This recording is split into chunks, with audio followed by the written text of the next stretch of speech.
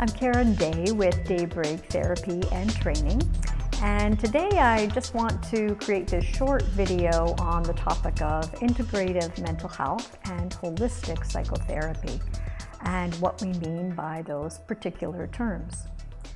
When you're thinking about holistic psychotherapy, think about a nutritional model of wellness.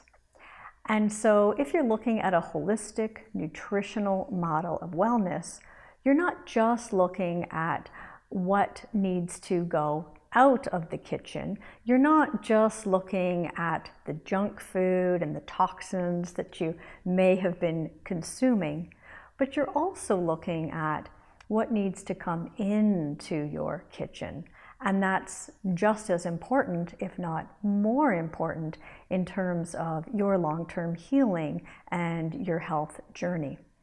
And so what we do in holistic psychotherapy, in integrative ways of looking at mental health, is we don't look just at any toxic way of interacting or viewing things around you. So we're not looking just at treating the symptom and getting rid of the symptom, whether it's a phobia or a fear or an anxiety or a depression. We're looking more at what sorts of things, what sorts of toxic ways of thinking, toxic ways of being in the world are fueling what's presenting as the symptom. And then we want to look at how we can build up a kind of internal infrastructure of revitalizing and healthy and friendly viewpoints. If you look at physical illness, you will think about conventional medicine as something that seeks to get rid of, often, the invading whatever it may be. So, for example, if the invader is an unhelpful bacteria, in the case of bacterial infection, conventional medicine will go after getting rid of that invader through probably a course of antibiotics. And I'm not against antibiotics. I do use them from time to time and am grateful that they exist. In my own health and wellness, I prefer that to be the last resort. And so what I focus on is what's causing the unhelpful bacteria to wreak havoc in my system. And so from a natural health perspective, and people who take a holistic perspective to health, what they'll do is look at, okay, well, how do we build up a really healthy internal infrastructure of friendly microbes and friendly bacteria so that one invader doesn't necessarily overload the whole system and wear you out. And that's what you want to do in the long term, is you want to build up that healthy community within. And it's the same with holistic psychotherapy.